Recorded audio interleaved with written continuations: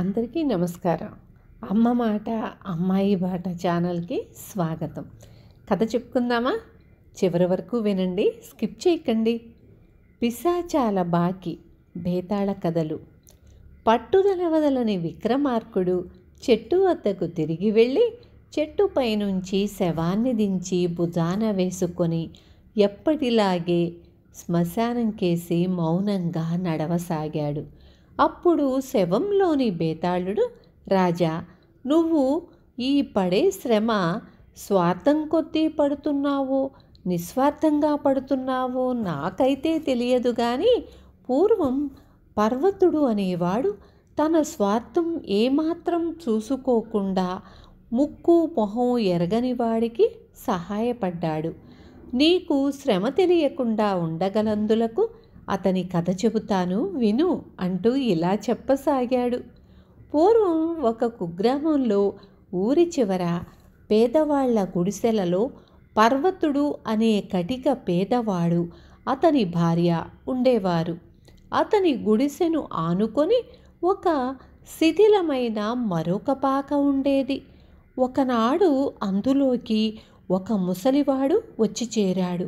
ఆ ముసలివాడు రోగిష్టి అని, ఎవ్వరూ దిక్కులేరని పర్వతుడు గ్రహించాడు. అతడికి ఏదన్నా సహాయం చేద్దామన్నా కూడా పర్వతుడికి శక్తి లేదు. ఆ మాటే అంటే పర్వతుడి భార్య తాను దూరకంతలేదు మెడకో డోలు అన్నట్లు మన పొట్టలు మనం నింపుకోవడమే గగనంగా ఉంటే ఊళ్ళో ఉన్న దిక్కు మొక్కు లేని వాళ్లను ఎలా ఉద్ధరిస్తాం? ఏ జన్మాన చేసుకున్నాడో అనుభవిస్తున్నాడు. ఇవ్వాళో రేపో వాడి ప్రాణం గుటుక్కుమంటుంది అంది. అంతటితో వాడి కష్టాలు తీరిపోతాయి అని అంది మళ్ళీ. తన భార్య అన్న మాటల్లో అబద్ధం ఏమీ కనిపించలేదు పర్వతుడికి. కాకపోతే ఆ ముసలివాడు తెల్లవార్లు దగ్గుతూ పర్వతుడికి నిద్ర లేకుండా చేసేవాడు. వాడి గొంతు నులిమి చంపేసి వాడికి బాధ లేకుండా చేస్తే తనకు రాత్రిళ్ళు నిద్రసుఖము పరలోకంలో పుణ్యము వస్తుందేమోనని పర్వతుడు చాలాసార్లు అనుకున్నాడు మనసులో. ఇంతలో ఒక విచిత్రమైన సంఘటన జరిగింది. ఒకనాటి రాత్రి ముసలివాడి దగ్గు మూలాన నిద్రపట్టక పర్వతుడు గుడిసె నుంచి బయటకు వచ్చేసరికి అతనికి ఒక వింత ఆకారం ఎదురయ్యింది. ఎవరు నువ్వు అని అడిగాడు పర్వతుడు. నేను పిశాచాన్ని అన్నాడు ఆ వ్యక్తి. పర్వతుడికి ముచ్చెమటలు పోసాయి. అతను నిలువునా వణికిపోతూ ఏం కావాలి నీకు అని అడిగాడు. ఈ మూటలో డబ్బుంది, దీన్ని ఆ ముసలివాడికిచ్చి వాణ్ణి నగరానికి తీసుకుపోయి ఈ డబ్బుతో వాడికి చికిత్స చేయించు అన్నాడు పిశాచం. అంత పరోపకార బుద్ధి గల పిశాచాన్ని చూసి దడుచుకోవటం మరిచిపోయి పర్వతుడు ఆసక్తిగా, ఈ ముసలివాడి మీద నీకు ఇంత అనుగ్రహం ఎందుకు కలిగింది? బ్రతికి ఉన్న వాళ్ళెవ్వరూ వాణ్ణి గురించి పట్టించుకోవటం లేదే అన్నాడు. పిశాచం ఇలా చెప్పాడు. ఆ ముసలాడు ఎంత గొప్పవాడో నువ్వు ఊహించలేవు. ఒకప్పుడు గొప్ప ధనికుడు కూడాను, అంతకన్నా దాత. నేను చిన్నతనంలో ఒక లక్షాధికారి వద్ద పనిచేసేవాణ్ణి. ఒకసారి 10,000 వరహాల నగదు ఇచ్చి మా యజమాని కొన్ని విలువైన వస్తువులు కొనుక్కురమ్మని నన్ను నగరానికి పంపాడు. నేను సత్రంలో దిగి ఆ రాత్రే డబ్బు పోగొట్టుకున్నాను. నా యజమానికి నా మీద సంపూర్ణమైన విశ్వాసం. దొంగలు డబ్బు కాజేశారని చెబితే నా అశ్రద్ధే రుజువవుతుంది.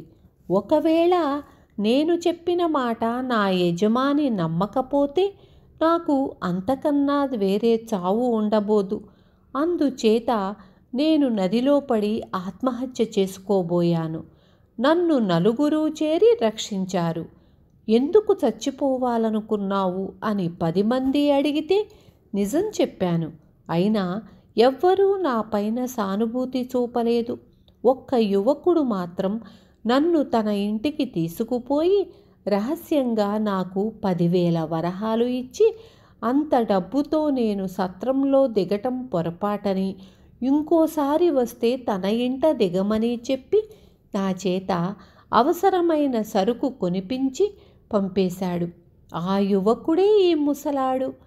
నేను బ్రతికుండగా మళ్ళీ అతన్ని చూడలేదు. ఇటీవల నేను చచ్చిపోయి అతని రుణాన పిశాచాన్నై అతను ఈ అసహాయ స్థితికి దిగజారినట్లు తెలుసుకున్నాను.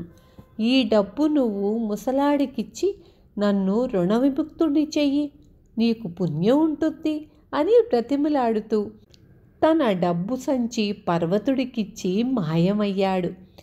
తెల్లవారి ఏం చెయ్యాలో తేల్చుకుందామని పర్వతుడు డబ్బు సంచి తీసుకుపోయి లోపల ఉంచాడు. ఇంతలో ఎవరో తలుపు తట్టారు. పర్వతుడు తలుపు తెరిచేసరికి పిశాచం బయట కనిపించాడు. ఏం మళ్ళీ వచ్చావు అని పర్వతుడు పిశాచాన్ని అడిగాడు. మళ్ళీ రావటమేమిటి? నేను ఇప్పుడే వస్తున్నాను. నేను ఈ పక్క పాకలో ఉండే ముసలివాడికి రుణపడి ఉన్నాను. ఈ డబ్బు అతనికిచ్చి దీనితో నగరంలో చికిత్స పొందమని చెప్పు అంటూ మరొక పిశాచం డబ్బు సంచి పర్వతుడికి ఇచ్చాడు. పర్వతుడికి కుతూహలం కలిగి, నువ్వు ముసలాడికి ఎలా రుణపడ్డావు అన్నాడు. రెండో పిశాచం ఇలా చెప్పాడు. నాకు కుటుంబ భారం హెచ్చుగా ఉండేది, సంపాదన అంతంత మాత్రం. ఇలా ఉండగా నా 5 ఏళ్ల కూతురికి ప్రాణం మీదికి వచ్చింది. నగరం తీసుకుపోతే పిల్లకు చికిత్స చేయగల ఘనవైద్యులున్నారని తెలిసింది. సకుటుంబంగా నగరం వెళ్ళాను. అక్కడ పేరు మోసిన వైద్యుడికి చూపిస్తే పిల్లకు 6 నెలల పాటు చికిత్స జరగాలని, 5-6 వేల వరహాల ఖర్చవుతుందని అన్నాడు. అంత డబ్బు నేనెక్కడి నుంచి తీసుకురాగలను? ఇక పిల్ల మీద ఆశ వదిలి ఏడుస్తూ కూర్చున్నాము. మా పొరుగున ఉన్న ఒక నడివయసు వాడు మా సంగతి విని మా దగ్గరకు వచ్చి, పిల్ల ప్రాణం కన్నా డబ్బు ఎక్కువ అని నా చేతికి 10,000 వరహాలు ఇచ్చాడు. 6 నెలలు చికిత్స చేయించాను. పిల్ల బ్రతికింది. కానీ ఆ నడివయసు వాడి రుణం అలాగే ఉండిపోయింది. ఆ కారణం చేత పిశాచాన్నై నాకు ఆనాడు సహాయపడిన వాడు ఈ ముసలివాడేనని తెలుసుకొని రుణ విముక్తి పొంది పిశాచి జన్మ వదిలించుకుందామని ఇలా వచ్చాను అన్నాడు. రెండో పిశాచం కూడా డబ్బు సంచి పర్వతుడికి ఇచ్చి మాయమయ్యింది.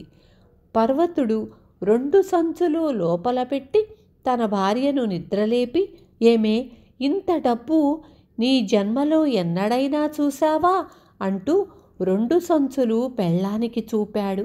అవి ఎలా వచ్చింది భర్త నుంచి విని పర్వతుడి భార్య, డబ్బు ఈ ముసలాన్ని కాపాడలేదు, వాడి జీవితం ముగిసింది. 4 కాలాల పాటు బ్రతికి పిల్లలను కని పోషించవలసిన వాళ్ళం. ఈ డబ్బు మనమే ఉంచేసుకుందాం అన్నది. లేదు, దీన్ని ముసలాడికే ఇద్దాం అన్నాడు పర్వతుడు. పోనీ ముసలాడికి 1 సంచి ఇచ్చి రెండోది మనం ఉంచుకుందాం అన్నది భార్య. పర్వతుడికి అలా చేస్తే బాగుంటుందనిపించింది. కానీ చాలాసేపు తన మనసులో మదనపడి, వద్దు, 2 సంచులు ముసలివాడికే ఇద్దాం అని మర్నాడు అలాగే చేశాడు. బేతాళుడు ఈ కథ చెప్పి, రాజా, పర్వతుడు అలా ప్రవర్తించటానికి కారణం అతనిలో స్వార్థం లేకపోవటమా, లేక పిశాచాల సొమ్ము తాకటానికి భయపడ్డాడా? సమాధానం తెలిసి కూడా చెప్పకపోతే తల పగిలిపోతుంది అన్నాడు. దానికి విక్రమార్కుడు, అదేమీ కాదు, ఒక మనిషికి రుణపడిన కారణంగా 2 మనుషులు చచ్చి పిశాచాలు కావటం గురించి విని ఉన్నాడు. తనకి పిశాచాలు ఇచ్చిన డబ్బు ఆ ముసలాడిది. అది తాను వాడుకుంటే ముసలాడికి తాను రుణపడిపోయి తాను పిశాచి జన్మ ఎత్తవలసి వస్తుంది. అందుకని పర్వతుడు ఆ డబ్బు తాకటానికి భయపడ్డాడు అన్నాడు. రాజుకు ఈ విధంగా మౌనభంగం కలగగానే బేతాళుడు శవంతో సహా మాయమై తిరిగి చెట్టెక్కాడు. విన్నారు కదా. రేపు మళ్ళీ ఇంకొక మంచి కథతో మీ ముందుకు వస్తాను. ఉంటాను. Thank you.